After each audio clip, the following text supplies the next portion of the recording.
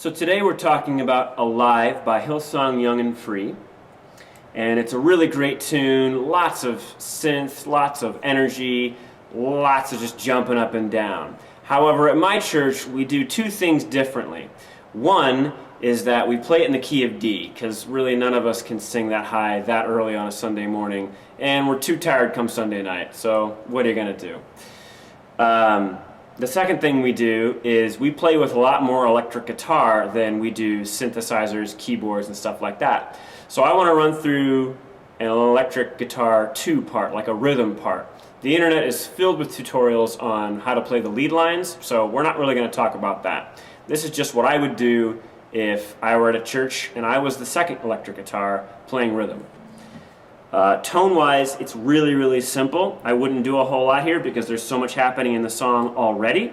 We're just going to kick on an overdrive, think like a tube screamer, something like that, a nice mid-boost overdrive. And I would either turn on reverb a little bit or a little delay. One or the other, probably not both. Again, we don't want to make this too busy. And for pretty much the entirety of the song, that's what I would do. So then, looking at the song itself, verse 1 and verse 2, really we don't need to do too much there. I like to let the song build and don't get too busy too quick. So I would come in pre-chorus 1, where it's, "'Cause you are my freedom." That's actually where the bass and any instrument that hasn't been playing thus far on the recording, that's where everybody jumps in. So speaking of the bass, we're just going to follow the bass line with power chords, and that's going to go like this. "'Cause you are my freedom. Lift you higher, your love, never ending. Oh. Really simple, just power chords, playing B minor, F sharp, G, and then it goes G, B minor, A. And we're going to do that for really most of the song. That's going to be at least half of what we're going to play. The other half is going to be in the chorus, and that's the "You Are Alive" part. So starting on the 7th fret, G and B strings, we're just going to play an inverted version of the chords we've been playing already. And that sounds like this.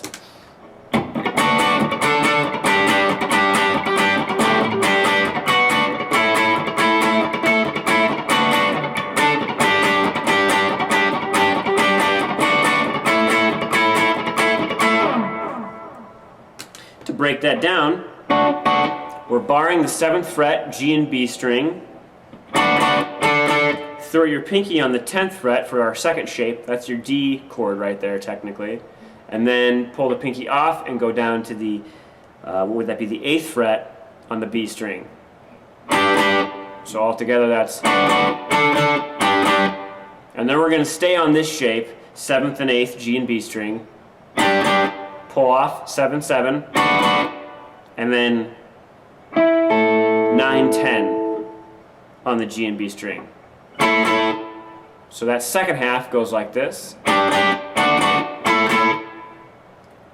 And like I said, that's really just the chords to the chorus. So it would be B minor, D,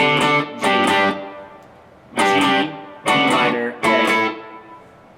And those are the only two riffs that I would play for the entire song. Just power chords and little inverted power chords. If you want to, once they kind of build back in, they do that pre-chorus section later in the song where it starts quiet and then more and more instruments join in. Halfway through that, you might turn on, if you have a modulation effect like a phaser or a chorus, this would be a fun place to turn it on. And just play single notes like the power chords you were playing before.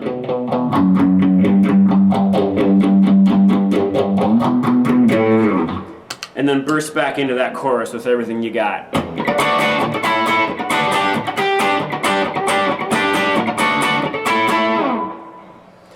And really, that's it. Not a whole lot of technique. You can have fun with the strumming pattern. It's kind of funky. You can play it straight. But I like to break things up a bit and give it some percussiveness. So So I'm just palm muting and pulling up and down off the strings. So really, I think that's all there is to it. Keep it simple, rock out, and enjoy playing Alive by Young and Free. That's it. Thanks for watching. Ciao for now.